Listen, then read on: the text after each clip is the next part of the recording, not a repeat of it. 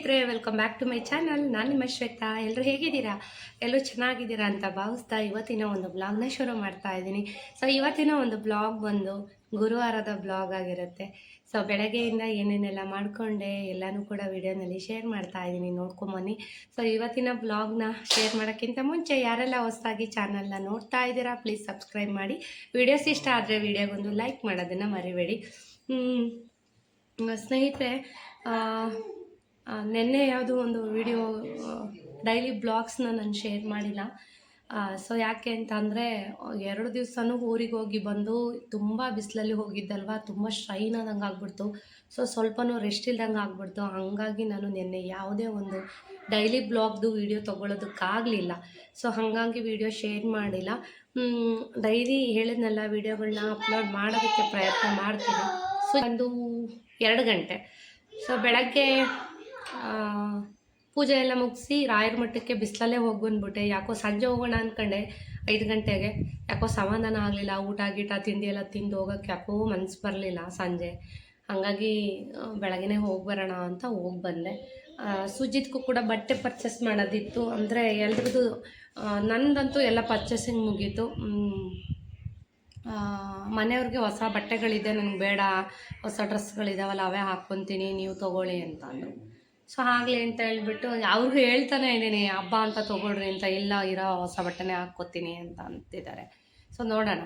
ರೋಹಿತ್ ಒಂದು ಬ್ಯಾಲೆನ್ಸ್ ಇದೆ. So ರೋಹಿತ್ತು ಕೋಚಿಂಗ್ಗೆ ಸೇರಿಸಿದ್ದೀವಿ. So ಎಲ್ಲಿ ಅಂದರೆ ಎಕ್ಸೆಲ್ ಅಕಾಡೆಮಿಗೆ ನಾವು ಸೇರಿಸಿದ್ದೀವಿ ರೋಹಿತ್ಗೆ.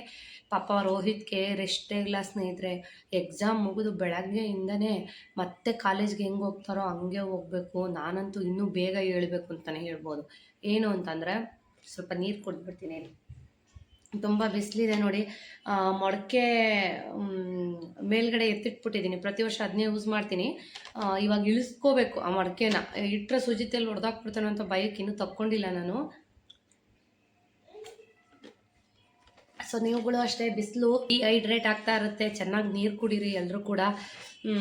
ಹಣ್ಣಿನ ಜ್ಯೂಸು ಈ ಥರದ್ದೆಲ್ಲ ಮಾಡ್ಕೊಂಡು ಕುಡೀರಿ. ಸೊ ಮಡಿಕೆ ನಮ್ಮನೆಯಲ್ಲೂ ಮಡಿಕೆ ಇಟ್ಕೋತೀನಿ, ಚೆನ್ನಾಗಿರುತ್ತೆ ನೀರು, ಆರೋಗ್ಯಕ್ಕೂ ಕೂಡ ಒಳ್ಳೆಯದು. ಸೊ ಮೇಲೆ ಎತ್ತಿಟ್ಟಿದ್ದೀನಿ, ತಗೊಂಬರ್ಬೇಕು. ಅದೇನೂ ಟೈಮ್ ಆಗಿಲ್ಲ. ಯಾವ ಪ್ಲೇಸಲ್ಲಿ ಇಡೋದು ಅಡುಗೆ ಮನೇಲಿ ಅಂತ ಯೋಚನೆ ಮಾಡ್ತಾಯಿದ್ದೀನಿ, ಯಾಕೆಂದರೆ ಸುಜಿತ್ ಇರೋದ್ರಿಂದ. ಸೊ ರೋಹಿತ್ ಬಗ್ಗೆ ಹೇಳ್ತಾ ಇದ್ದೆ. ಪಾಪ ರೆಸ್ಟೇ ಇಲ್ಲ ಅವನಿಗೆ.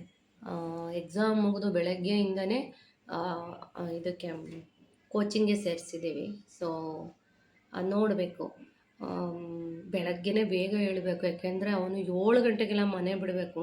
ಸೊ ತುಂಬ ದೂರ ಆಗುತ್ತೆ, ಇಲ್ಲಿಂದ ತುಂಬ ದೂರ ಆಗುತ್ತೆ. ರೋಹಿತ್ ಇರೋದು ಮೊದಲೇ ಸಣ್ಣ. ನನಗಂತೂ ನಿಜ ಯೋಚನೆ ಆಗಿದೆ ನಿನ್ನೆಯಿಂದ. ಇಷ್ಟು ದಿನ ಮನೇಲೇ ಇದ್ದ, 3 ದಿವಸಕ್ಕೊಂದ್ಸಲ ಎಕ್ಸಾಮ್ ಬರೆಯೋಕ್ಕೆ ಹೋಗೋನು. ಒಂಥರ ಬೋರ್ ಅನ್ನಿಸ್ತಾ ಇದೆ. ಮನೆಯಲ್ಲಿ ಯಾರೋ ಒಬ್ರು ಇಲ್ವಲ್ಲ ಅನ್ನಂಗೆ ಆಗ್ತಿದೆ. ಅವನು ಸ್ವಲ್ಪ ಊಟ ತಿಂಡಿ ಎಲ್ಲ ಕಡಿಮೆ, ಸುಜಿತ್ ಥರ ತಿನ್ನಲ್ಲ. ಈ ಮಧ್ಯಾಹ್ನ ಅಲ್ಲೇ ಒಂದು ಕ್ಯಾಂಟೀನ್ಗೆ ಹೇಳಿದ್ದೀವಿ ಊಟ ಮಾಡ್ಕೊ ಅಂತ. ಬೆಳಗ್ಗೆ ಟಿಫನ್ ಮನೇಲಿ ತಿಂದು ಹೋಗ್ತಾನೆ. ಯಾಕೆಂತಂದರೆ ಕ್ಯಾಂಟೀನ್ದು ಡೈಲಿ ತಿಂದರೆ ಆರೋಗ್ಯ ಸರಿ ಇರಲ್ಲ ಅಂತ ಬೆಳಗ್ಗೆ ಮಾಡಿಕೊಡ್ತೀವಿ. ರಾತ್ರಿ ಬಂದು ಮನೇಲೇ ಊಟ ಮಾಡ್ತಾನೆ.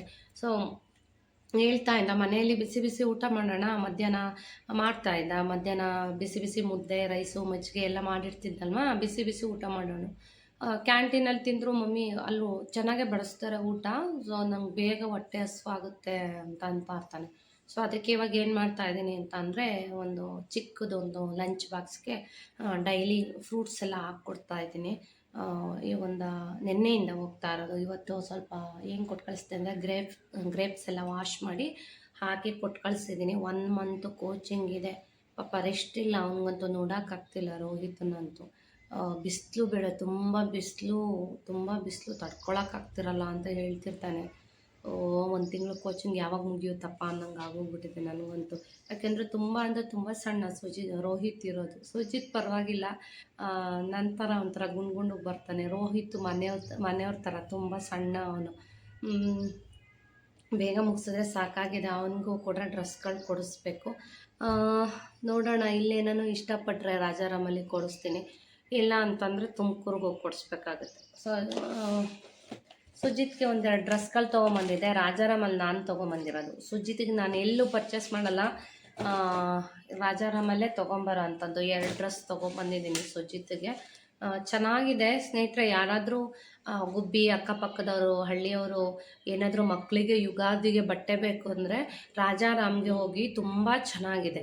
ಯಾಕೆಂದರೆ ಮಕ್ಕಳ ಬಟ್ಟೆ ಅಂತೂ ತುಂಬ ಚೆನ್ನಾಗಿ ಕ್ವಾಲಿಟಿನ ಮೇಂಟೈನ್ ಮಾಡಿದ್ದಾರೆ. ತುಂಬ ವೆರೈಟಿ ಇದೆ, ಸಿಕ್ಕಾಪಟ್ಟೆ ಚೆನ್ನಾಗಿದೆ. ಆಮೇಲೆ ರೇಟು ಅಷ್ಟೇ ಮೀಡಿಯಮ್ ರೇಟಲ್ಲಿ ಹಾಕ್ಕೊಡ್ತಾರೆ. ಮತ್ತು ಹೆಣ್ಮಕ್ಳಿಗಂತೂ ಎಷ್ಟು ಚಂದ ಚಂದ ಡ್ರೆಸ್ಗಳು ಬಂದಿದ್ದಾವೆ ಅಂತ ಅಂದರೆ, ಗಂಡು ಮಕ್ಳಿಗೂ ಅಷ್ಟು ವೆರೈಟೀಸ್ ತಂದಿದ್ದಾರೆ.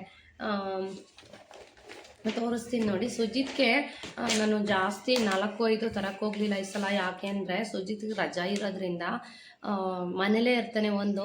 ಹೇಳ್ತಾರೆ ಏನೋ ಗೊತ್ತಿಲ್ಲ, ಮಕ್ಕಳು ರಜದಲ್ಲಿ ಬೆಳೀತಾರೆ ಅಂತ. ಸೊ ಸುಜಿತ್ಗಂತೂ ಹೊಸ ಡ್ರೆಸ್ಗಳು ತಂದಾಗೆ ಹಂಗಂಗೆ ಟೈಟ್ ಆಗ್ತಾಯಿದೆ. ಸೊ ಇನ್ನು ನೆಕ್ಸ್ಟ್ ಇಯರ್ ಅಂದರೆ ಈ ವರ್ಷ ಅವನಿಗೆ ಜೂನಿಗೆ ಏನಾದರೂ ಸ್ಕೂಲ್ ಸ್ಟಾರ್ಟ್ ಆದರೆ ಫುಲ್ ಡೇ ಇರುತ್ತೆ. ಯೂನಿಫಾರ್ಮ್ ಎಷ್ಟು ದಿನ ಹೇಳ್ತಾರೋ ಗೊತ್ತಿಲ್ಲ. ಹಾಗಾಗಿ 2 ಸೆಟ್ ಅಷ್ಟೇ ತೊಗೊಂಬಂದಿದ್ದೀನಿ. ಸೊ ರಾಯರ ಮಠಕ್ಕೆ ಹೋಗಿ ಬರೋ ಅಷ್ಟರಲ್ಲಿ ಸ್ನೇಹಿತರೆ ಹೆಂಗಾಯಿತು ಅಂದರೆ, ರಾಮ ಬಿಸಿಲಿಗಂತೂ ಏನೇ ಸನ್ಸ್ಕ್ರೀನ್ ಹಚ್ಚಿದ್ರು ಮುಖ ನಿಜ ನಂದು ಒಂದು ಸ್ವಲ್ಪ ಟ್ಯಾನ್ ಆಗಿದೆ ಅಂತ ಅನ್ನಿಸ್ತಾ ಇದೆ. ಇತ್ತೀಚೆಗೆ ತುಂಬ ಬಿಸಿಲಲ್ಲಿ ಓಡಾಡ್ತಾ ಇದ್ದೀನಿ, ಅದು ಇದು ತರೋದು, ಅಲ್ಲಿ ಇಲ್ಲಿ ಹೋಗೋದು, ಬರೀ ಇದೇ ಆಗಿದೆ. ಸೊ ಸುಜಿತ್ಗೆ ಹೊಸ ಡ್ರೆಸ್ ತೊಗೊಂಬಂದಿದ್ದೀನಿ, ತೋರಿಸ್ತೀನಿ ನೋಡಿ. ತುಂಬ ಚೆನ್ನಾಗಿದೆ ಸುಜಿತ್, ಚೆನ್ನಾಗಿ ಕಾಣಿಸುತ್ತೆ ನೋಡಿ. ಸುಜಿತ್ಗೆ ಹೆಂಗೆ ಗೊತ್ತಾ ಸ್ನೇಹಿತರೆ, ಅವ್ನು ಸ್ವಲ್ಪ ಗುಣ್ಗುಣ್ಗಿದಾನಲ್ಲ, ಮತ್ತು ಅವನಿಗೆ ಯಾವ ಕಲರ್ ಹಾಕಿದ್ರೂ ಚೆನ್ನಾಗಿ ಕಾಣಿಸ್ತಾನೆ, ಮುದ್ದಾಗಿ ಕಾಣಿಸ್ತಾನೆ ಅವನಂತೂ. ಸೊ ಅದಕ್ಕೋಸ್ಕರ ನಾನು ತುಂಬ ಗ್ರ್ಯಾಂಡಾಗಿರೋವೆಲ್ಲ ಏನೂ ತರಲಿಲ್ಲ. ಸೊ ಇದಾದರೆ ಹಳೇದಾದರೆ ಮನೆ ಹತ್ರ ಯೂಸ್ ಮಾಡ್ಬೋದು, ಜೊತೆಗೆ ಸ್ಕೂಲ್ಗೆ ಹಾಕ್ಬೋದು. ಈ ತುಂಬ ಗ್ರ್ಯಾಂಡಾಗಿರೋವೆಲ್ಲ ಇದ್ದಾವೆ, ಅವೆಲ್ಲ ಏನಾಗಿದೆ ಅಂದರೆ ಒಂದೊಂದು ಸಲ ಯೂಸ್ ಮಾಡಿ ಬಿಸಾಕಿದ್ದಾನೆ, ಹಾಕ್ಕೊಳ್ಳಲ್ಲ, ಚುಚ್ಚುತ್ತೆ ಬಿಸಿಲು ಅಂತ ಹೇಳ್ಬಿಟ್ಟು. ಸೊ ಈ ಥರದ್ದೆಲ್ಲ ಇಷ್ಟಪಡ್ತಾನೆ. ಅವನಿಗೆ ಹೇಳಬೇಕು ಅಂತಂದರೆ ಒಂಥರ ಶರ್ಟ್ಗಳೆಲ್ಲ ತುಂಬ ಇಷ್ಟ. ಫ್ಯಾನ್ಸಿಗಿನ ಅವನಿಗೆ ಶರ್ಟ್ಗಳು ತುಂಬ ಇಷ್ಟಪಡ್ತಾನೆ. ಟೀ ಶರ್ಟು ಈ ಥರದಕ್ಕಿಂತ ಶರ್ಟ್ಗಳು ಬಹಳ ಇಷ್ಟಪಡ್ತಾನೆ. ಚೆನ್ನಾಗಿ ರೆಡಿ ಆಗ್ತಾನೆ ಅಂದರೆ ನಾವು ಯಾರೂ ರೆಡಿ ಮಾಡೋದೇ ಬೇಡ, ಅಷ್ಟು ಚೆನ್ನಾಗಿ ರೆಡಿ ಆಗ್ತಾನೆ ನೋಡಿ. ನೋಡಿ ಒಂದು ಜೊತೆ ಸ್ಲಿಪ್ಪರ್ ಕೂಡ ಕೊಡಿಸ್ಬೇಕಿತ್ತು, ಶೂಸು ಏನಾದರೂ ಕೊಡಿಸ್ಬೇಕಿತ್ತು. ಸೊ ಕೊಡಿಸಿಲ್ಲ, ನೋಡೋಣ ಆ ಕಡೆ ಹೋದಾಗ. ಈ ಬಿಸಿಲಲ್ಲಂತೂ ಖಂಡಿತ ನನಗೇನು ಹೊರಗೆ ಹೋಗೋಕ್ಕೆ ಆಗ್ತಾಯಿಲ್ಲ, ಅಷ್ಟೊಂದು ಬಿಸಿಲಿದೆ ನೋಡಿ. ಸುಜಿತ್ ಸೈಜ್ ಬಂದು 22. ಈಗ ಹೇಗಾಗಿದೆ ಅಂತಂದರೆ 22 ತೊಗೊಂಡ್ರೆ ಸ್ವಲ್ಪ ಕರೆಕ್ಟಾಗಿ ಅವಾಗ ಸದ್ಯಕ್ಕೆ ಹಾಕ್ಬೋದು, ಟೈಟ್ ಆಗುತ್ತೆ. 24 ತೊಗೊಂಡ್ರೆ ದೊಡ್ಡದಾಗುತ್ತೆ. ಈ ಲೆವೆಲಲ್ಲಿ ನಿಂತ್ಬಿಟ್ಟಿದ್ದಾನೆ. ಇವಾಗ ಸೈಜ್ ಹೆಂಗಪ್ಪ ಉಳ್ಕೋದು ಅನ್ನೋಂಗೆ ಆಗಿದೆ. ಅದಕ್ಕೆ ಈ ಥರ ಬ್ಲ್ಯಾಕ್ ಪ್ಯಾಂಟ್ ಕೊಟ್ಟಿದ್ದಾರೆ. ಸುಜಿತ್ದು ಹೊಸ ಡ್ರೆಸ್ಸು 2 ಸೆಟ್ ತಂದಿದ್ದೀನಿ. ಯಾಕೆಂದರೆ ಸ್ವಲ್ಪ ಇವೆಲ್ಲನೂ ಕೂಡ ಎಲ್ಲ 1000 ಮೇಲೇ ಇದೆಲ್ಲ ಸೆಟ್ ಬಂದು ಒಂದು 1250 ಏನೋ ಹಾಕಿದ್ದಾರೆ ಅಂತ ಅನಿಸುತ್ತೆ. ಸ್ವಲ್ಪ ನಾನು ರೆಗ್ಯುಲರ್ ಕಸ್ಟಮರ್ ಆಗಿರೋದ್ರಿಂದ ನಮಗೆ ಕಡಿಮೆನೇ ಹಾಕ್ತಾರೆ ಸ್ವಲ್ಪ. ಇನ್ನು ಇದೊಂದು ಸೆಟ್ ತೊಗೊಂಬಂದೆ.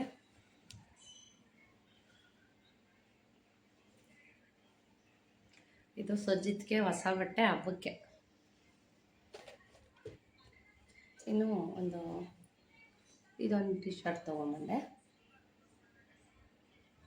ಎಲ್ಲವೂ ಕೂಡ ಬ್ರ್ಯಾಂಡೆಡ್ ಬಟ್ಟೆಗಳು, ಅದರಲ್ಲೂ ಮಕ್ಕಳು ಬಟ್ಟೆಗಂತೂ ಸೊ ಎಲ್ಲೂ ಹೋಗಬೇಡಿ. ಗುಬ್ಬಿಲಂತೂ ನನ್ನ ಪ್ರಕಾರ ಹೇಳೋದಾದರೆ ಮಕ್ಕಳು ಬಟ್ಟೆ, ಹೆಣ್ಮಕ್ಳಿಗಾಗಲಿ ಗಂಡು ಮಕ್ಕಳಿಗಾಗಲಿ ಯಾವುದೇ ತೊಗೊಂಡ್ರೂ ಕೂಡ ನೀವು ರಾಜಾರಾಮ್ಗೆ ಹೋಗಿ. ತುಂಬ ಚೆನ್ನಾಗಿತ್ತು ಬಟ್ಟೆ, ಏನು ಚೆನ್ನಾಗಿದೆ ಕ್ವಾಲಿಟಿ ಅಂತಂದರೆ ಖಂಡಿತ ಒಳ್ಳೆ ಬಟ್ಟೆ ಕೊಡ್ತಾರೆ. ಬೇಕಿದ್ರೆ ಹೇಳಿ, ಶ್ವೇತಾ ಅವ್ರ ವಿಡಿಯೋ ನೋಡ್ಕೊಂಡು ಬಂದಿರೋ ಅಂಥದ್ದನ್ನು ಹೇಳಿ. ಬೇಕಾದರೆ ಒಳ್ಳೆ ಬಟ್ಟೆ ಒಳ್ಳೆ ರೇಟಿಗೆ ಕೊಡ್ತಾರೆ ಮಾತ್ರ ಸೇರಿಸಿ ನೋಡಿ. ಇವೆರಡು ಸೆಟ್ಟು ಸುಜಿತ್ಗೆ ಆಯಿತು ಹಬ್ಬಕ್ಕೆ.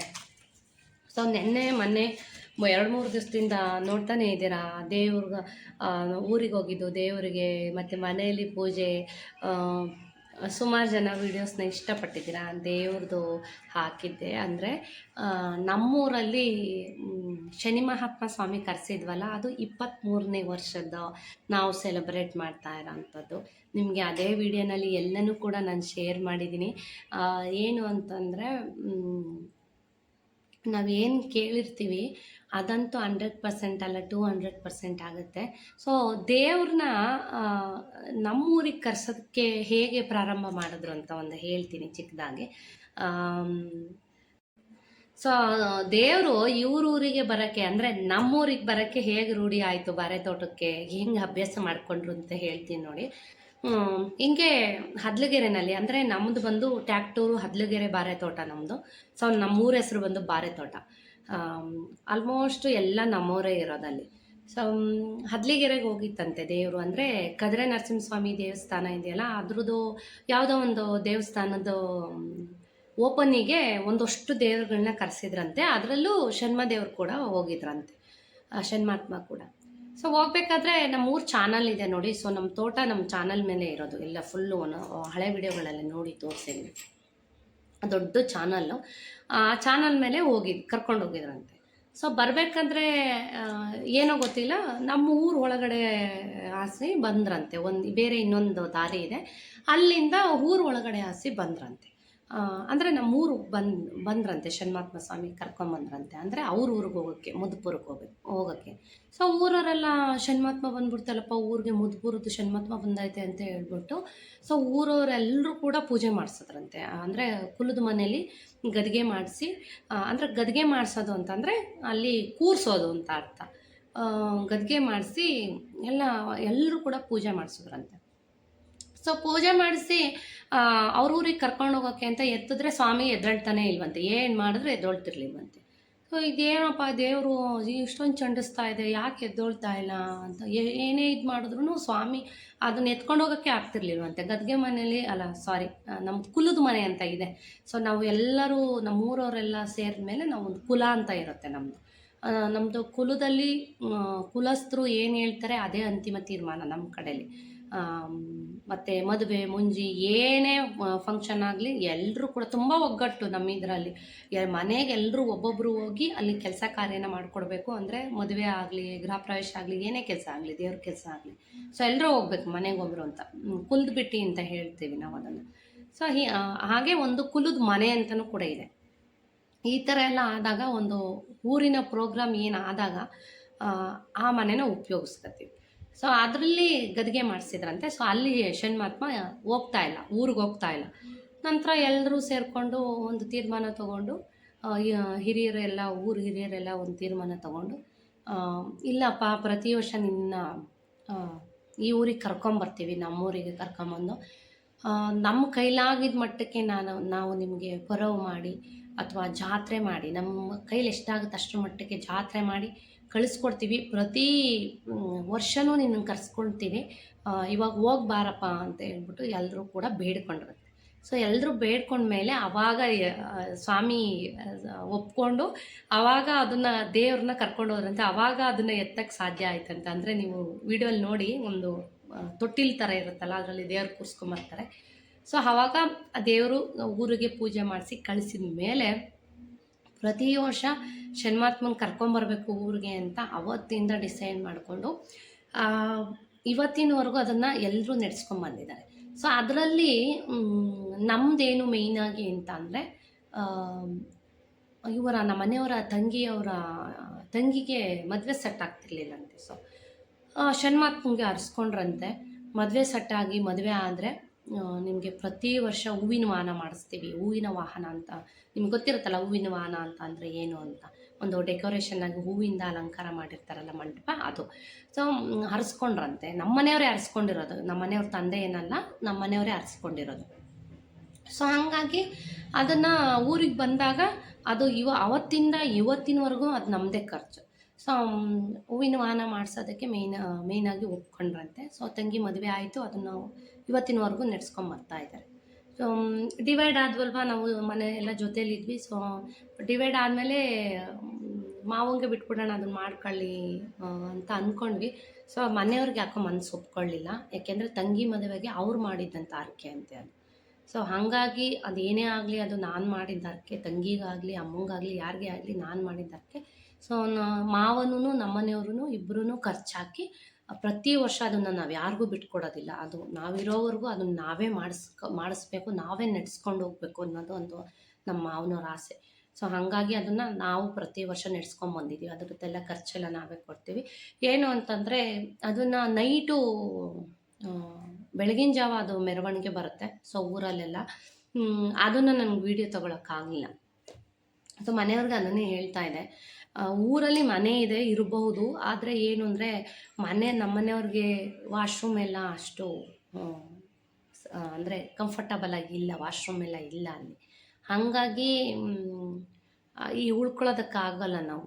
ಸೊ ಮನೆಯವ್ರಿಗೆ ಅದೇ ಹೇಳ್ತಾ ಇದ್ದೆ, ಅಲ್ಲೊಂದು ಮನೆ ಅಂತ ಒಂದು ಚಿಕ್ಕದು ಯಾವುದಾದ್ರೂ ಆಗಲಿ ಮನೆ ಅಂತ ಇದ್ದಿದ್ರೆ ವಾಶ್ರೂಮು ನಿಮ್ಗೆ ಅನುಕೂಲ ಆಗೋ ಥರ, ಮೇಯ್ನಾಗಿ ನಮ್ಮ ಅನುಕೂಲಕ್ಕಿಂತ ಮನೆಯವ್ರ ಅನುಕೂಲ ನನಗೆ ಇಂಪಾರ್ಟೆಂಟ್ ಇದ್ದಿದ್ರೆ ನೈಟ್ ಇದ್ಬಿಟ್ಟು ಬೆಳಗ್ಗೆ ಎಲ್ಲ ಮುಗಿಸ್ಕೊಂಡು ಬರ್ಬೋದಾಗಿತ್ತು ಅಂತ ಹೇಳ್ತಿದ್ದೆ. ನೋಡೋಣ ವಯಸ್ಸಾದಂಥ ಕಾಲಕ್ಕೆ ಹೋಗೋಣ ಅಂತ ಹೇಳ್ತಾಯಿದ್ರು. ಮನೆ ಒಂದು ಚಿಕ್ಕದಾಗಿ ಕಟ್ಕೊಂಡು ಹೋಗೋಣ ಅಂತ ಹೇಳ್ತಾಯಿದ್ರು. ಸೊ ಹೀಗೆ ಶನ್ಮಾತ್ಮನ್ನ ಊರಿಗೆ ಕರ್ಕೊಂಬರೋ ಅಂಥ ಪದ್ಧತಿ ಈಗ ನಡೆಸ್ಕೊಂಬಂದಿರೋದು. ಸೊ ಸಾಮಾನ್ಯವಾಗಿ ನೋಡ್ತಾ ಇರ್ತೀರ ಶನ್ಮಾತ್ಮನ ದೇವಸ್ಥಾನದಲ್ಲಿ ಶ್ರಾವಣ ಮಾಸದಲ್ಲಿ ಹೀಗೆಲ್ಲ ಜನ ಇರ್ತಾರೆ. ಸೊ ಮುದ್ದುಪುರದಲ್ಲಿ ಹಾಗಲ್ಲ, ಯಾರಿಗೆ ಕಷ್ಟ ಬಂದರೂ ನಮ್ಮೂರಲ್ಲಿ ಫಸ್ಟಲ್ಲಿರ್ತಾರೆ. ಸೊ ಪ್ರತಿ ಶನಿವಾರ ಅಷ್ಟೇ ಜನ ಇರ್ತಾರೆ ಶನ್ಮಾತ್ಮನ ದೇವಸ್ಥಾನದಲ್ಲಿ. ಸೊ ನಾವು ಅಷ್ಟೇ ತುಂಬ ದಿನ ಆಯಿತು ಪೂಜೆ ಮಾಡಿಸಿಲ್ಲ, ಹೋಗಿಲ್ಲ ಅಂತ ಅಂದ್ಬಿಟ್ರೆ ಏನಾದರೂ ಒಂದು ಕಿರಿಕು ಮನೆಯಲ್ಲಿ ಶುರು ಆಗ್ತಾ ಇರುತ್ತೆ. ಕೆಲಸಗಳಾಗಲ್ಲ, ಏನು ಅಂದ್ಕೊಂಡ್ರೂ ಆಗಲ್ಲ, ಡಿಲೇ ಆಗ್ತಾ ಇರುತ್ತೆ, ಹಿಂಗೆಲ್ಲ ಆಗ್ತಾ ಇರುತ್ತೆ. ನಮಗೆ ಗೊತ್ತಾಗುತ್ತೆ ಸ್ವಾಮಿದೇ ಇದೊಂದು ಇದು ದೃಷ್ಟಿ. ಸೊ ಹೋಗಿ ಬರೋಣ ನಡಿ ಅಂತ ಹೋಗಿ ಬಂದ್ಬಿಡ್ತೀವಿ. ಸೊ ಪೂಜೆ ಮಾಡಿಸ್ಕೊಂಬಂದ್ಬಿಡ್ತೀವಿ. ಏನು ಪವಾಡ ಅಂತಂದರೆ ಸ್ವಾಮಿ ಅಲ್ಲಿ ಯಾರದೇ ಮೈ ಮೇಲೆ ಬಂದು ಕುಣಿದು ಈ ಥರದ್ದೆಲ್ಲ ಹೇಳಲ್ಲ ಸ್ವಾಮಿ. ಅವರು ನಿಮ್ಗೇನೇ ಪ್ರಸಾದ ಕೊಟ್ಟರು, ತುಂಬ ಜನ ಪ್ರಸಾದ ಕೇಳ್ತಾ ಇರ್ತಾರೆ ದೇವಸ್ಥಾನದಲ್ಲಿ. ಏನೇ ಪ್ರಸಾದ ಕೊಟ್ಟರು ಅದು ಮೂಲ ವಿಗ್ರಹದಿಂದ ಆಗಬೇಕು. ಸೊ ಮೂಲ ವಿಗ್ರಹನ ನಾವು ಯಾಕೆ ವಿಡಿಯೋ ಮಾಡಿಲ್ಲ ಅಂದರೆ ನಿಮ್ಗೆ ಗೊತ್ತಿದೆ, ಶನಿ ಮಹಾತ್ಮ ಅಂದರೆ ತುಂಬ ಕಷ್ಟ. ಅವ್ರ ದೃಷ್ಟಿ ಯಾವಾಗ ಹೇಗೆ ಬೀಳುತ್ತೋ ಗೊತ್ತಿಲ್ಲ. ಸೊ ನಾವು ಏನಾದರೂ ಒಂದು ಸಣ್ಣ ಪುಟ್ಟ ತಪ್ಪಾದರೂ ಅದು ನಮ್ಮ ಅರಿವಿಗೆ ಬರೆದಿದ್ರು ಅದು ಶನ್ಮಾತ್ಮನ ಸ್ವಾಮಿಯ ಅರಿವಿಗೆ ಬಂದುಬಿಟ್ರೆ ಸೊ ಅದನ್ನು ನಮ್ಗೆ ಯಾಕೆ ಏನು ಅಂತ ಗೊತ್ತಾಗೋದಿಲ್ಲ. ನಾವು ಎಷ್ಟೇ ಒಳ್ಳೆ ಕೆಲಸಗಳನ್ನ ಮಾಡಿರಲಿ, ಏನೇ ಮಾಡಿದರೂ ಕಾಡೋದಂತೂ ಬಿಡೋದಿಲ್ಲ ಸ್ವಾಮಿ. ಅದಕ್ಕೋಸ್ಕರ ನಾನು ಮೂಲ ವಿಗ್ರಹನ ಯಾವತ್ತೂ ವಿಡಿಯೋ ಮಾಡುವಂಥ ಸಾಹಸಕ್ಕೆ ಕೈ ಹಾಕಿಲ್ಲ. ಸೊ ಊರಿಗೆ ಬಂದಾಗ ಮಾತ್ರ ಇದು ಮೆರವಣಿಗೆಗೆ ತರುವಂತಹ ದೇವರು ಮಾತ್ರ ನಾನು ನಿಮ್ಗೆ ತೋರಿಸಿರೋ ಅಂಥದ್ದು. ಸೊ ಹೀಗೆ ಮೂಲ ವಿಗ್ರಹದಿಂದ ಹೂವಾದರೆ ಸಕ್ಸಸ್ ಆಗುತ್ತೆ ಎಲ್ಲ ಕೆಲಸನೂ ಅಷ್ಟೇ. ಒಪ್ಕೊಂಡ್ರೆ ಮೇಯ್ನಾಗಿ ಅವ್ರು ಒಪ್ಕೋಬೇಕು. ಫೋರ್ಸ್ಫುಲಿ ಒಪ್ಕೊಂಡ್ರೆ ತುಂಬ ಲೇಟ್ ಆಗುತ್ತೆ ನಾವು ಅಂದ್ಕೊಂಡಿರೋ ಕೆಲಸ. ಪಟ್ಟಂತ ಅವರೇ ಒಪ್ಕೊಂಡು ಹೂ ಕೊಟ್ಟರೆ ಬೇಗ ಆಗುತ್ತೆ, 100% ಆಗುತ್ತೆ. ಸೊ ಹೇಳ್ತಾ ಈಗ ನಮ್ಮನ್ನು ನೋಡ್ತಾ ಇದ್ದೀರ ನಾವೆಲ್ಲ ಹೇಗಿದ್ದೀವಿ ಅಂತ. ಹೇಳಿದ್ನಲ್ಲ, ನಾವೇನೇ ಕೆಲಸ ಮಾಡಬೇಕಂದ್ರೂ ಫಸ್ಟ್ ಹೋಗಿ ಸ್ವಾಮಿ ಕೇಳ್ತೀವಿ, ಇದನ್ನು ಮಾಡಿ ಅಂತ ಹೂ ಕೊಟ್ಟರೆ, ಬಲಗಭಾಗದಲ್ಲಿ ಹೂ ಕೊಟ್ಟರೆ ಖಂಡಿತ ಮಾಡ್ತೀವಿ. ಬೇಡ ಅಂತ ಏನಾದರೂ ಹೂ ಕೊಟ್ಟರೆ ಖಂಡಿತ ಅಲ್ಲೇನೋ ಸಮಸ್ಯೆ ಇದೆ ಅಂತಲೇ ಅರ್ಥ. ಹಾಗಾಗಿ ನಾವು ಅದನ್ನು ಸಾಹಸಕ್ಕೆ ಕೈ ಹಾಕಲ್ಲ, ಬಿಟ್ಟೇ ಬಿಡ್ತೀವಿ. ಸೊ ನಾನಿದ್ದೀನಿ ಮಾಡಿಕೊಡ್ತೀನಿ ಅಂತ ಒಂದು ಧೈರ್ಯ ಕೊಟ್ಟರೆ ಖಂಡಿತ ಆ ಒಂದು ಕೆಲಸಕ್ಕೆ ಕೈ ಹಾಕ್ತೀವಿ. ನೋಡಿದ್ದೀರಾ ಯಾವ ರೀತಿಯಾಗಿ ಸ್ವಾಮಿ ಪವಾಡ ಅಂತ ತೋರಿಸಿದ್ದೀನಿ. ಸೊ ಹೇಗೆ ಅಂತಂದರೆ ಒಂದು ಮಗುನ ನೋಡ್ದಂಗೆ ಆಗುತ್ತೆ ಸ್ವಾಮಿನ ನೋಡಿದಾಗ ತೊಟ್ಲಲ್ಲಿ. ಯಾಕೆಂದರೆ ಅವರು ವಿಗ್ರಹ ಪುಟ್ಟದ್ದು, ಅದ್ರ ಜೊತೆಗೆ ಬಸವಣ್ಣ ಕೂಡ ಬರ್ತಾರೆ. ಸೊ ನೋಡಿ, ನಮ್ಮ ಮನಸ್ಸಲ್ಲಿ ಬೇಡ್ಕೊಂಡು ಮಾತ್ರ ಕೂತ್ಕೋಬೇಕು, ಎಲ್ಲೂ ಯಾರ ಹತ್ರನೂ ಏನೂ ಹೇಳ್ಬಾರ್ದು. ಯಾಕೆಂದರೆ ಅದು ಅಷ್ಟು ಶಕ್ತಿ ಇರೋಂಥದ್ದು ಮನಸ್ಸಲ್ಲಿ ಮಾತ್ರ. ನಾವು ತುಂಬ ಸಲ ಈ ಕ್ವಶನ್ ಕೇಳಿದ್ದೀವಿ, ಊರ ಜನನೂ ಕೂಡ ಅವ್ರಿಗೆ ಇಷ್ಟಾರ್ಥಗಳನ್ನ ಈಡೇರಿಸ್ಕೊಳ್ಳೋಂಥದ್ದು ಕುರು ಮುಖಾಂತರ. ಸೊ ಹಾಗಾಗಿ ಅವರು ಕೂಡ ಮನಸ್ಸಲ್ಲಿ ಬೇಡ್ಕೊತಾರೆ. ಯಾರಾದರೂ ಕುರು ಕೇಳಬೇಕು ಅಂದರೆ ಯಾರ ಹತ್ರನೂ ಹೇಳಿರಲ್ಲ, ಎಲ್ಲಿ ಕುರುಕೊಂಡಿದ್ದೀವಿ ಅಂದರೆ ಯಾವ ಜಾಗನ ಕುರು ಮಾಡ್ಕೊಂಡಿದ್ದೀವಿ ಅಂತ. ಅಲ್ಲಿ ಹೋಗಿ ನಿಂತ್ಕೊತಾರೆ ನೋಡಿ, ನಿಮಗೆ ತೋರಿಸ್ತೆ. ಇನ್ನೂ ಒಂದು ಅದ್ಭುತವಾದಂಥ ಒಂದು ವಿಡಿಯೋ ಕ್ಲಿಪ್ಪಿಂಗ್ ಇತ್ತು. ಸೊ ಅದನ್ನು ಎಡಿಟ್ ಮಾಡಬೇಕಾದ್ರೆ ಪ್ರಾಬ್ಲಮ್ ಆಗಿಬಿಡ್ತು. ಹಾಗಾಗಿ ಎಡಿಟಿಂಗಿಗೆ ನನಗದು ವಿಡಿಯೋ ಸಿಕ್ಕಲಿಲ್ಲ, ಇಷ್ಟೊಂದು ಮಾಡ್ಕೊಂಬಂದಿದ್ದೆ. ಸೊ ಮಿಸ್ ಆಯಿತು. ಸೊ ಹೇಗೆ ಹೋಗಿ ಅಲ್ಲಿ ನಿಲ್ತಾರೆ ಅಂತ ಅಂದರೆ ತುಂಬ ಆಶ್ಚರ್ಯ ಆಗುತ್ತೆ. ಇಲ್ಲಿರೋದು ಮನಸ್ಸಲ್ಲಿ ಬೇಡಿರೋದು ಆತ ಸ್ವಾಮಿಗೆ ಹೇಗೆ ಗೊತ್ತಾಯಿತು, ಅದೇ ಅಲ್ವಾ ದೇವರು ಅಂತ. ಸೊ ಇಂಥದ್ದೆಲ್ಲ ನೋಡಿದಾಗ ಆಶ್ಚರ್ಯ ಅನಿಸುತ್ತೆ, ಪವಾಡ ಅನಿಸುತ್ತೆ. ಒಂದೊಂದ್ಸಲ ನನಗೆ ಆಶ್ಚರ್ಯ ಆಗಿಬಿಡುತ್ತೆ. ಎಷ್ಟೋ ಕೆಲಸಗಳು ಸಾಧ್ಯನೇ ಇಲ್ಲ, ಇದಾಗೋದು ನಮ್ಗೆ ಅನಿಸಿರುತ್ತೆ, ಇದಾಗಕ್ಕೆ ಸಾಧ್ಯನೇ ಇಲ್ಲ, ದೇವ್ರು ಏನು ಮಾಡೋಕ್ಕಾಗುತ್ತೆ, ಸಾಧ್ಯನೇ ಇಲ್ಲ ಅಂತ ಎಷ್ಟೋ ವಿಷಯಗಳನ್ನ ಕೈ ಚೆಲ್ಲಿ ಕೂತ್ಕೊಂಡ್ಬಿಟ್ಟಿದ್ದೀವಿ. ಆ ಸಾಧ್ಯ ಇಲ್ಲ ಅನ್ನೋದನ್ನು ಅಸಾಧ್ಯ ಅನ್ನೋದು ಯಾವುದೂ ಇಲ್ಲ ಭಗವಂತಗೆ. ಸಾಧ್ಯ ಇಲ್ಲ ಅಂತ ಹೇಳ್ತೀವಿ ನೋಡಿ, ಅದನ್ನು ಸಾಧಿಸಿ ತೋರಿಸಿ ಕೊಟ್ಟಿದ್ದಾರೆ ಎಷ್ಟೋ ವಿಷಯಗಳಲ್ಲಿ ಆಶ್ಚರ್ಯಕರವಾಗಿ. ನಿಜವಾಗ್ಲೂ ಅಷ್ಟು ಖುಷಿಯಾಗುತ್ತೆ. ನಮ್ಮ ಮನೆಯವ್ರಿಗೆ ಸ್ವಾಮಿ ಏನು ನಮಗೆ ದುಡ್ಡು ಕೊಡಿ, ಹರಕೆ ಮಾಡ್ಕೊಳ್ಳಿ, ಏನು ಯಾವತ್ತೂ ನಮಗೆ ಕೇಳಿಲ್ಲ. ಸೊ ನಮ್ಮ ಪ್ರೀತಿಗೆ ನಾವು ನಮಗೇನು ಅನಿಸುತ್ತೋ ಅದನ್ನು ಸ್ವಾಮಿಗೆ ನಾವು ದೇವಸ್ಥಾನಕ್ಕೆ ಕೊಟ್ಬಿಡ್ತೀವಿ. ಯಾಕೆ ಅಂತಂದರೆ ಪಕ್ಕದಲ್ಲಿ ಬಸವಣ್ಣನ ದೇವಸ್ಥಾನ ನಡೀತಾ ಇತ್ತು. ಸೊ ಇಬ್ಬರೂ ಒಂದೇ ಅಕ್ಕಪಕ್ಕದಲ್ಲೇ ಇರೋದು. ಸೊ ಅದು ಗೋಪುರ ಇದು ಎಲ್ಲ ನಮ್ಮ ಮಾವನವ್ರ ಸಮ್ಮುಖದಲ್ಲೇ ಆಗಿರೋಂಥದ್ದು. ದೇವಸ್ಥಾನಕ್ಕೆ ಉಪಯೋಗ ಆಗುತ್ತೆ ನಾವು ಕೊಡೋಂಥ ಹಣ, ಅನ್ನದಾನಕ್ಕೆ ಉಪಯೋಗ ಆಗುತ್ತೆ, ಸ್ವಾಮಿ ಒಂದು ಜಾತ್ರೆಗೆ ಉಪಯೋಗ ಆಗುತ್ತೆ. ಹಾಗಾಗಿ ನಮ್ಮ ಕೈಲಾದಷ್ಟು ನಮ್ಮ ಮನಸ್ಸಿಗೆ ಎಷ್ಟು ಅಮೌಂಟ್ನ ದೇವ್ರು ಕೊಡಬೇಕು ಅಂತ ನನಗೆ ನಮ್ಮ ಮನೆಯವರಿಗೆ ಮನಸ್ಸಿಗೆ ತಂದು ಬಿಡ್ತಾನೋ ಅಷ್ಟು ಅಮೌಂಟ್ನ ನಾವು ನಿಜವಾಗ್ಲೂ ನಾವು ಯಾವತ್ತೂ ಚಿಕ್ಕ ಮಟ್ಟದಲ್ಲಿ ಸ್ವಾಮಿಗೆ ಅಮೌಂಟ್ ಕೊಟ್ಟೇ ಇಲ್ಲ. ಎಲ್ಲ ದೊಡ್ಡ ಮಟ್ಟದಲ್ಲೇ ಕೊಟ್ಟಿರೋ ಅಂಥದ್ದು ಮನೆಯವರು. ಸೊ ಧಾರಾಳವಾಗಿ ಸ್ವಾಮಿ ಕೈ ಎತ್ತಿ ಕೊಟ್ಬಿಡ್ತಾರೆ. ಯಾಕೆ ಅಂತಂದರೆ ಅಷ್ಟು ಆಗಲ್ಲ ಅನ್ನೋ ಕೆಲಸಗಳನ್ನೆಲ್ಲ ಮಾಡಿರಬೇಕಾದ್ರೆ ಯಾಕೆ ಸ್ವಾಮಿಗೆ ಸನ್ನಿಧಾನಕ್ಕೆ ಕೊಡಬಾರ್ದು ಅನ್ನೋದೊಂದು. ಸೊ ನಮಗಂತೂ ತುಂಬ ಒಳ್ಳೆಯದಾಗಿದೆ, ತುಂಬ ಜನಕ್ಕೆ ಒಳ್ಳೆಯದಾಗಿದೆ. ಸೊ ಇಲ್ಲಿ ನಂಬಿಕೆ ಇರಬೇಕು, ಮೇಯ್ನಾಗಿ ನಾವು ನಂಬಬೇಕು, ಅಷ್ಟು ಭಕ್ತಿಯಿಂದ ನಂಬಬೇಕು. ಸುಮ್ಮನೆ ಏನೋ ಭಗವಂತನ ಪರೀಕ್ಷೆ ಮಾಡೋದಕ್ಕಾಗಲಿ ಇದಕ್ಕೆಲ್ಲ ಹೋಗಬಾರ್ದು. ಶನಿಮಾತ್ಮನ ಪರೀಕ್ಷೆ ಮಾಡಬಾರ್ದು, ತುಂಬ ತಪ್ಪದು. ಅವ್ರ ಕೋಪಕ್ಕೆ ಏನಾದ್ರು ಗುರಿ ಆಗಿಬಿಟ್ರಂತೂ 7 ವರ್ಷ ಎಡೆಬಿಡೋದೇ ಕಾಡ್ಬಿಡ್ತಾರೆ.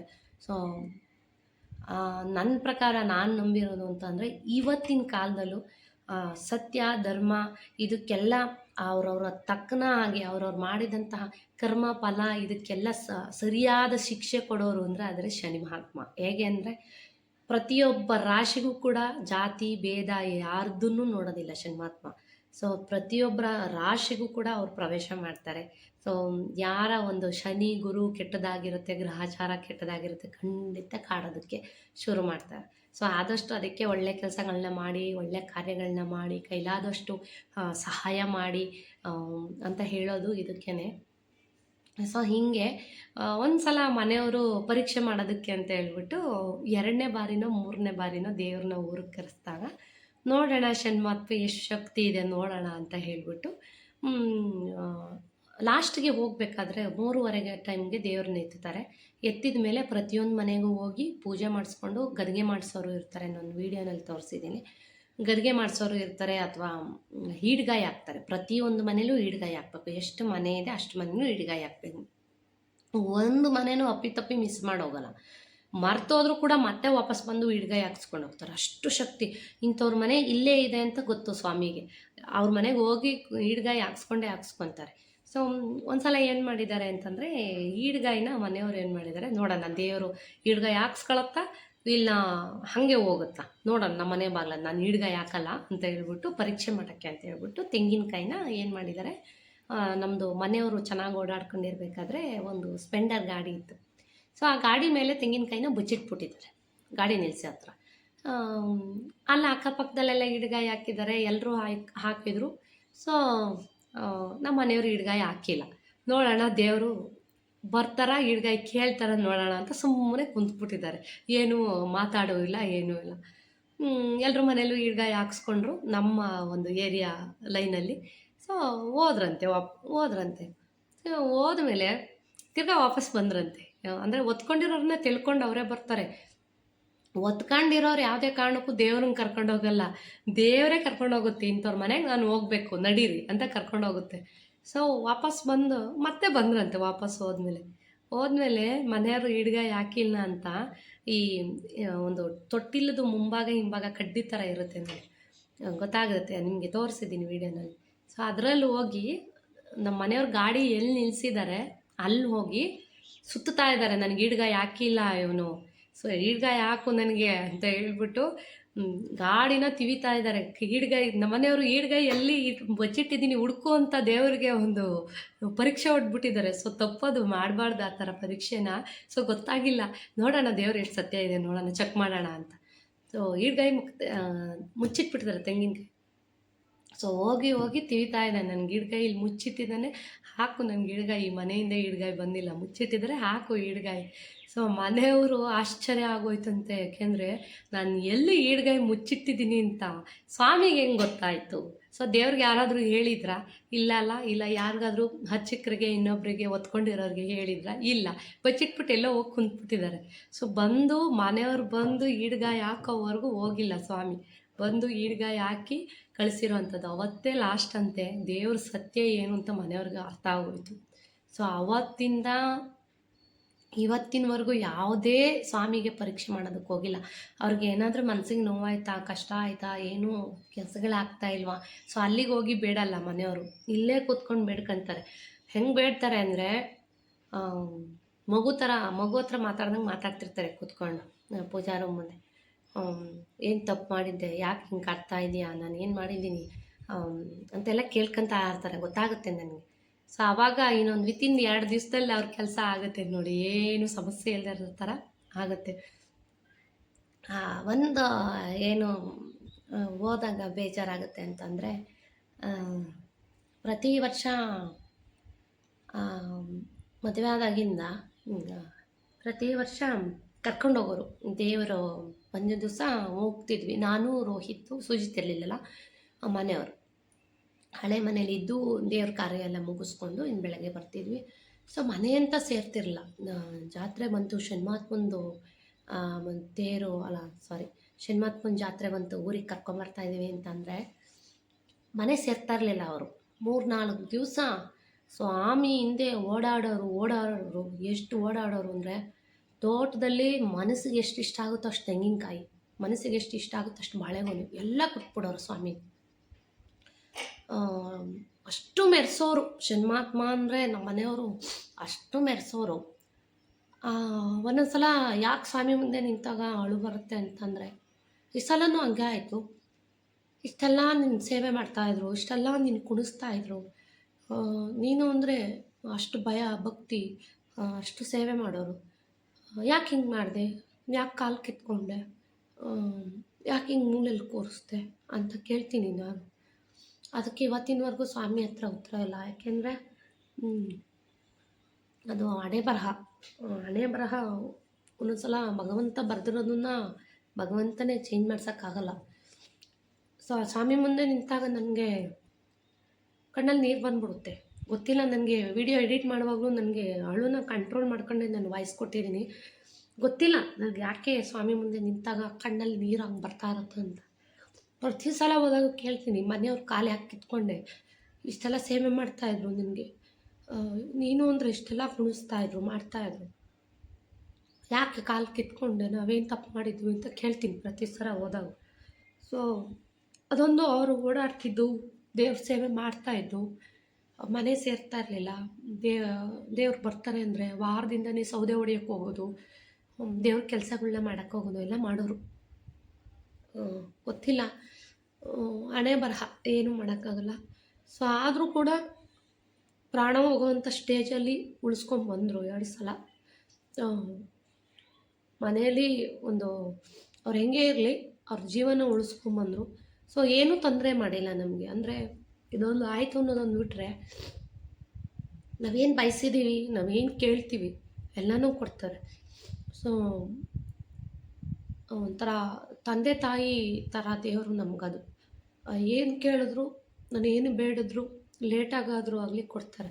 ಸೊ ಕೇಳಿದ ತಕ್ಷಣ ಆಗೋದಕ್ಕೆ ನಾವು ಮಾಡಿದಂತಹ ಹಿಂದಿನ ಜನ್ಮದಲ್ಲಿ ಏನೇನು ಕರ್ಮ ಫಲ ಏನೇನಿತ್ತು ಅದನ್ನೆಲ್ಲ ನಾವು ಅನುಭವಿಸ್ಬೇಕಲ್ವ. ಸೊ ಜನ್ಮಾಂತರದ ಕರ್ಮಗಳನ್ನೆಲ್ಲ ಅನುಭವಿಸ್ಬೇಕಲ್ವ. ಎಲ್ಲನೂ ಕೊಟ್ಬಿಟ್ರೆ ಭಗವಂತ ನಮ್ಗಳನ್ನು ಹಿಡಿಯೋಕ್ಕಾಗಲ್ಲ. ಹಾಗಾಗಿ ಏನೋ ಹಣೆ ಬರಹನೋ ಏನೋ ಹಿಂಗಾಯಿತು ಅಂತ ನನಗೆ ನಾನೇ ಸಮಾಧಾನ ಮಾಡಿಕೊಂಡು, ಸೊ ಆದರೂ ಎಲ್ಲದನ್ನೂ ಈಡೇರಿಸ್ತಾರೆ. ಏನೇ ಕೇಳಿದ್ರು.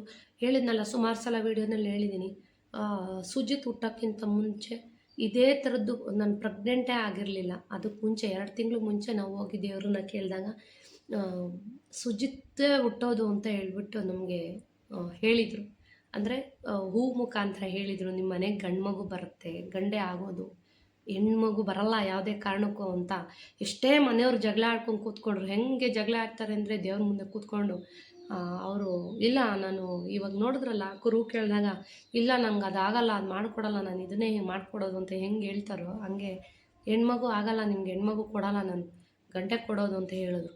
ಸೊ ವೆಯ್ಟ್ ಮಾಡ್ತಾ ಇದ್ವಿ ಕೊನೆವರೆಗೂ ಯಾವ ಮಗು ಆಗ್ಬೋದು ಅಂತ. ನಮ್ಗೆ ಗೊತ್ತಿತ್ತು ಗಂಡು ಮಗು ಆಗುತ್ತೆ ಅಂತ. ಹುಟ್ಟೋಕ್ಕೆ ಮುಂಚೆನೇ ಆಗೋಕ್ಕೆ ಮುಂಚೆನೇ ಗೊತ್ತಾಯಿತು ನಮಗೆ ಗಂಡು ಮಗು ಆಗುತ್ತೆ ಇನ್ನೊಂದಾದರೆ ಅಂತ. ಸೊ ಹುಟ್ಟಾಗ ಎಲ್ರಿಗೂ ಆಶ್ಚರ್ಯ. ನಾವು ಹೇಳಿದ್ವಿ ನಮಗೆ ಗೊತ್ತಿತ್ತು ಗಂಡು ಮಗು ಆಗುತ್ತೆ ಅಂತ. ಯಾಕೆ ಅಂತಂದರೆ ಮುಂಚೆನೇ ಭವಿಷ್ಯ ನೋಡಿದ್ರು. ಸುಜಿತ್ ಹುಟ್ಟೋಕ್ಕೆ ಮುಂಚೆನೇ ಗಂಡು ಮಗುನೇ ಹುಟ್ಟೋದು ನಿಮಗೆ ಅಂತ ಹೇಳಿತ್ತು. ಎಷ್ಟು ಆಶ್ಚರ್ಯ ಆಗುತ್ತೆ ಅಂತ ಅಂದರೆ, ಹೆಂಗೆ ಭವಿಷ್ಯ ನುಡಿತಾರೆ ನೋಡಿ. ಸೊ ಎಲ್ಲೆಲ್ಲೋ ದೂರ ದೂರ ದೇವರುಗಳಿಗೆ ಸುತ್ತೀವಿ.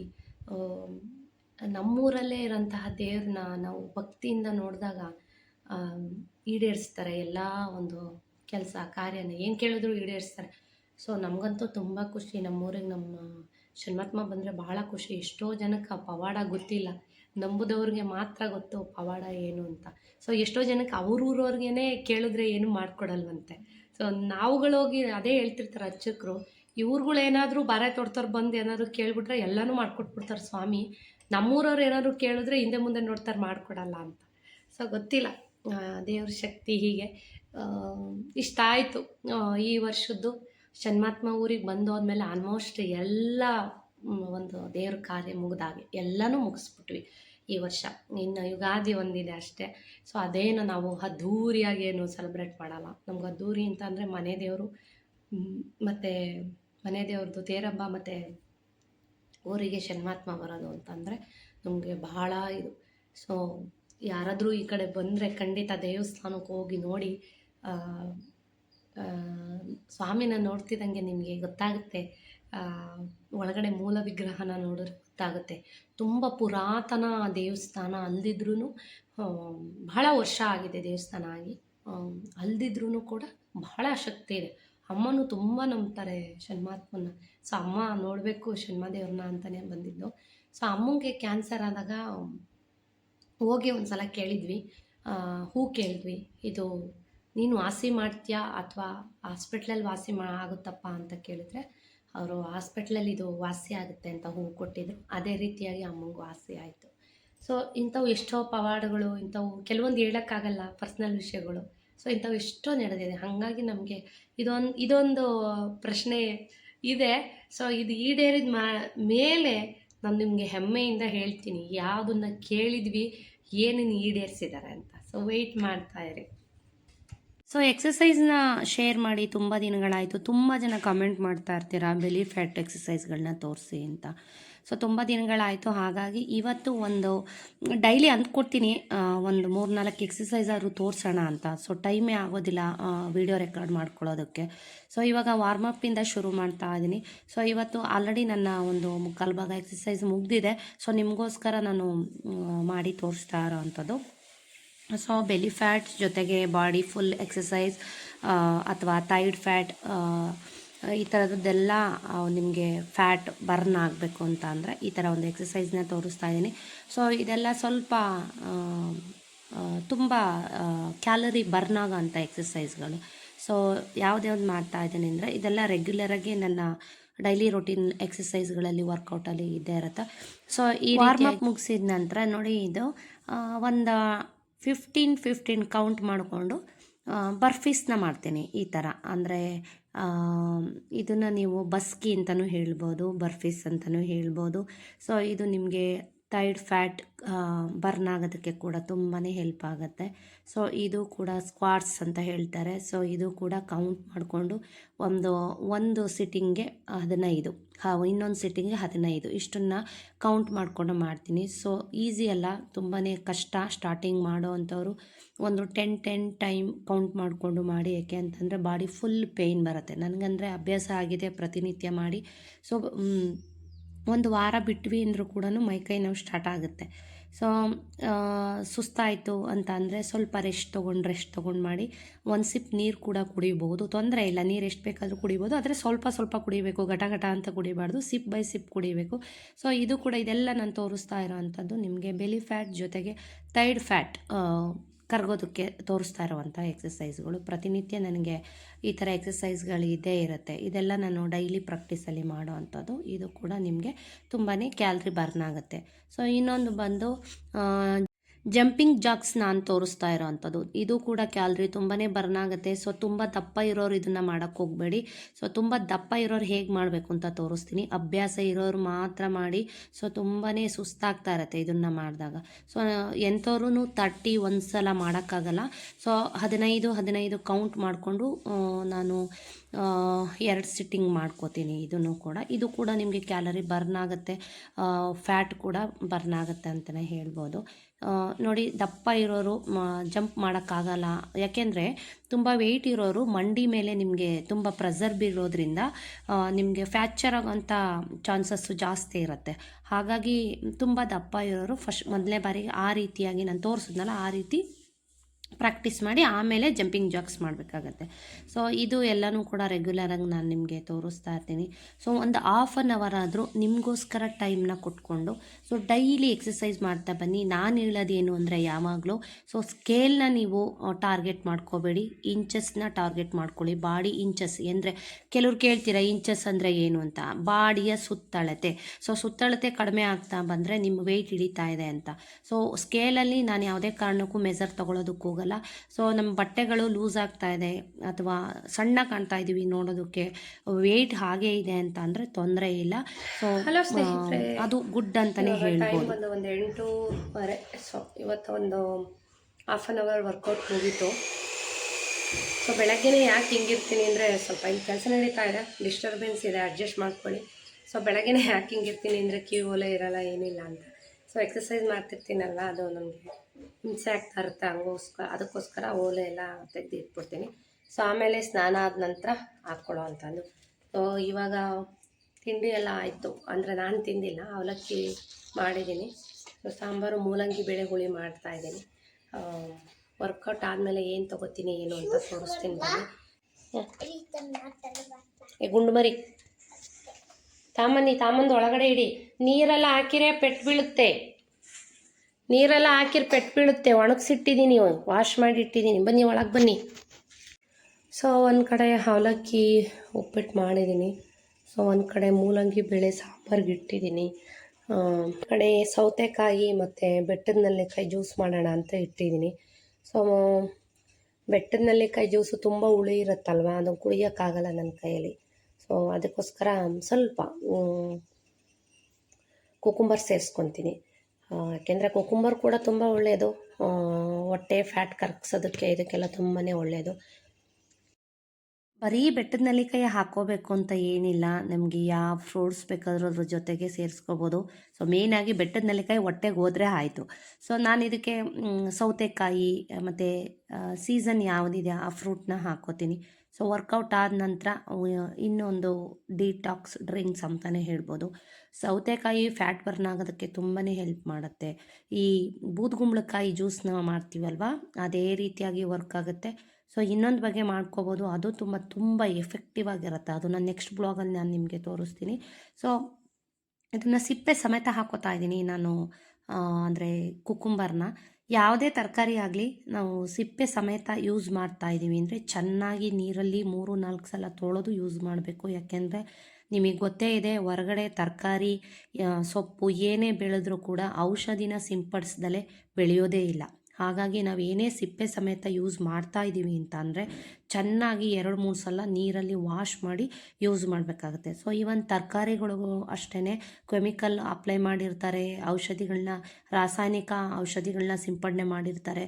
ಸೊ ಅದನ್ನೆಲ್ಲ ನೀವು ತಂದಿದ ತಕ್ಷಣ ಹಾಗೆ ಬಳಸಬಾರ್ದು. ಅದನ್ನು ಒಂದು ಬೌಲಲ್ಲಿ ಹಾಕಿ ಒಂದು ಸ್ವಲ್ಪ ಸಾಲ್ಟ್ ಹಾಕಿ ಒಂದು 10 ನಿಮಿಷ 5 ನಿಮಿಷ ನೀರಲ್ಲಿ ನೆನೆಸಿ ವಾಶ್ ಮಾಡಿ ಉಪಯೋಗಿಸಿದ್ರೆ ತುಂಬಾ ಒಳ್ಳೆಯದು ಆರೋಗ್ಯಕ್ಕೆ ಅಂತಲೇ ಹೇಳ್ಬೋದು. ಸೊ ಸೌತೆಕಾಯಿ ಹಾಕ್ಕೊಂಡೆ, ಬೆಟ್ಟದ ನೆಲ್ಲಿಕಾಯಿ ಹಾಕ್ಕೊಂಡೆ 2. ಸೊ ಅದ್ರ ಜೊತೆಗೆ ಸ್ವಲ್ಪ ಗ್ರೇಪ್ಸ್ ಹಾಕ್ಕೊಂಡೆ, ಅದ್ರ ಜೊತೆಗೆ ಕರಿಬೇವನ್ನ ಹಾಕ್ಕೊತಾ ಇದ್ದೀನಿ. ಸೊ ಕರಿಬೇವು ಕೂಡ ನಮ್ಮ ಹೇರು ಸ್ಟ್ರಾಂಗ್ ಆಗೋದಕ್ಕೆ ಹೆಲ್ಪ್ ಆಗುತ್ತೆ, ಬ್ಲಡ್ ಪ್ಯೂರಿಫೈ ಆಗುತ್ತೆ. ಸೊ ತುಂಬಾ ಒಳ್ಳೆಯದು. ಸೊ ಇದನ್ನೆಲ್ಲ ತೊಗೊಳೋದ್ರಿಂದ ತೊಂದರೆ ಏನೂ ಇಲ್ಲ ದೇಹಕ್ಕೆ. ಏಕೆ ಅಂತಂದರೆ ಎಲ್ಲ ನ್ಯಾಚುರಲ್ಲು. ಸೊ ಫ್ರೂಟ್ಸು, ತರಕಾರಿಗಳು ಇದೆಲ್ಲ ತುಂಬ ಒಳ್ಳೆಯದು ದೇಹಕ್ಕೆ. ಇದ್ರ ಜೊತೆಗೆ ಸ್ವಲ್ಪ ಜೀರಿಗೆ ಪುಡಿನ ಹಾಕೋತಾ ಇದ್ದೀನಿ.